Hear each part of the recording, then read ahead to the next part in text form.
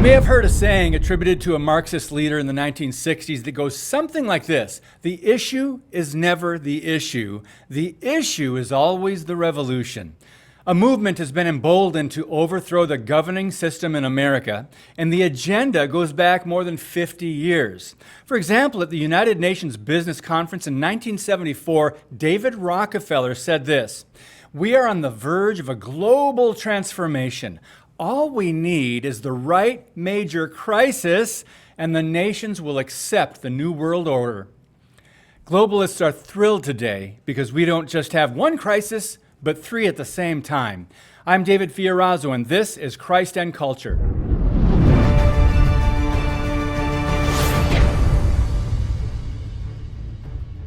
America has had political unrest for decades, but the left ignited a revolution in 2016.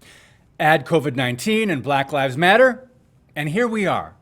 1 year ago, the issue was impeaching President Donald Trump. 6 months ago, the new issue became the coronavirus, who was deemed essential and who was allowed to go back to work.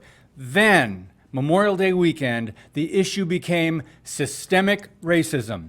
And now, we're back to America being an evil country that needs to be taken down.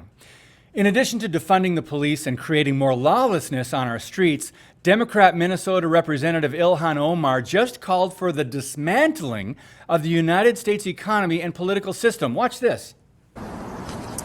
As long as our economy and political systems prioritize profit without considering who is profiting, who is being shut out, we will perpetuate this inequality. So we cannot stop at criminal justice system. We must begin the work of dismantling the whole system of oppression. So they already control the entire education system, entertainment industry, unions, universities, government, corporations, and sports, the media, and even half the country's churches. A majority of millennials now say they will vote for socialist candidates. But that's not enough, apparently, and Democrats now want to replace capitalism with socialism. Don't believe me? Seattle City Councilwoman Kshama Svant said the left is preparing the ground for a different kind of society. Quote, "Because we are coming for you and your rotten system. We are coming to dismantle this deeply oppressive, racist, sexist, violent, utterly bankrupt system of capitalism, this police state. We cannot and will not stop until we overthrow it and replace it with a world based instead on solidarity, genuine democracy, and equality. A socialist world." A Black Lives Matter leader recently said they would burn the system down if they don't get what they want. 5 days prior to being elected in 2008, you may remember Barack Obama said the left was ready to fundamentally transform the United States of America. And after 8 years, we were a much different country with much more division based on class, gender, race, and religion. So last month, at the World Economic Forum, this is just in June 2020, wealthy elite business and government leaders gathered in the hopes of furthering the agenda to achieve a one world government, to, quote, reset capitalism in the global economy. But a strong America and free markets have always been in their way. To create a breakthrough, our economy had to be destroyed. And at the same time, the country's social order needed to be destabilized.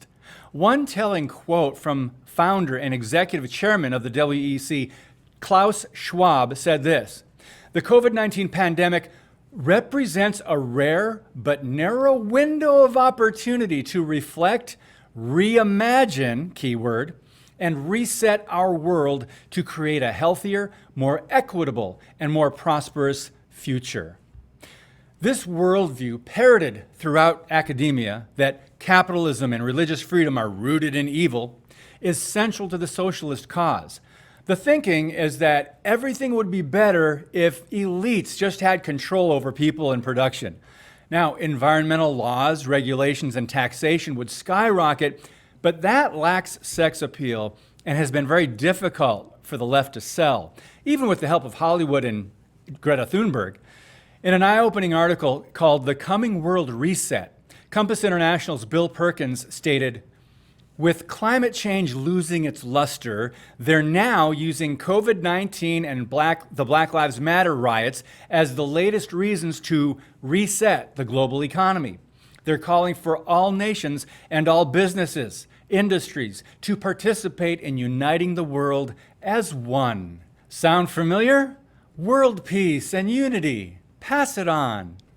Some now declare that America needs a less racist national anthem and suggest John Lennon's Imagine to describe their utopian vision. No heaven, no hell, people living for today and not worrying about the future or facing judgment for their sins.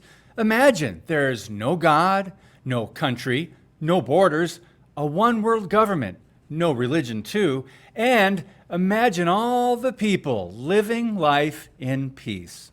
Well, we know the truth. Apart from Jesus Christ, there is no true, lasting peace. It's all temporary, man-centered, and fleeting.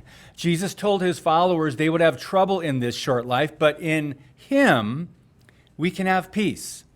The Apostle Paul wrote to believers saying the day of the Lord's return would surprise a lot of people, and it would come just like a thief in the night. 1 Thessalonians 5 says, while they are saying peace and safety, then destruction will come upon them like labor pains upon a woman with child, and they will not escape. But you, brethren, are not in darkness, that the day would overtake you like a thief, for you are all sons of light and sons of day. We are not of night, nor of darkness. Think about it. Activists and radicals are wrecking parts of this country, and because most citizens value their freedoms and won't be sold on Democrat policies, the only way to get what they want is by force.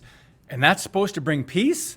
So-called peaceful protesters causing destruction and intimidation, rebelling against the authorities, tearing up cities in America, burning and painting over things, destroying federal monuments and historical statues. Remember, the issue to them is the revolution. Oh, and Black Lives Matter, too. Tell that to people, though, living in cities run by Democrats. Over the 4th of July weekend, in Chicago, 80 Americans were shot, 17 were killed. New York City, 64 shot, 10 killed. Philadelphia, 31 shot, 7 killed. Atlanta, 28 shot, 4 killed. Now, very few in the liberal media and Democrat Party have denounced the violence, death, and destruction in American cities. Why do you suppose that is? A host of radicals are working against a sitting president to gain power now, at any cost, or in the election this November. They are gleefully allowing the crisis to wreak havoc on cities and overwhelm police forces. And now Joe Biden is saying he wants to transform America again. And we can speculate that 90% of Democrats will probably vote for him, no problem. And if he were elected, not only would that be practically a third term for Barack Obama, but you know who would run the country? Those who hate America and just want political power. Why would people vote to elect them? Well, the agenda to reset the world will eventually fail. The chaos we're seeing on the news in our cities is all part of a smokescreen meant to lure more social justice warriors, communists, and radicals, but their path, their way, ends in emptiness, darkness, and death. The Bible says Jesus is the way, the true light that shines in the darkness. It's not too late. Trust him, and you can have everlasting life. God bless you, and keep speaking the truth about things that matter.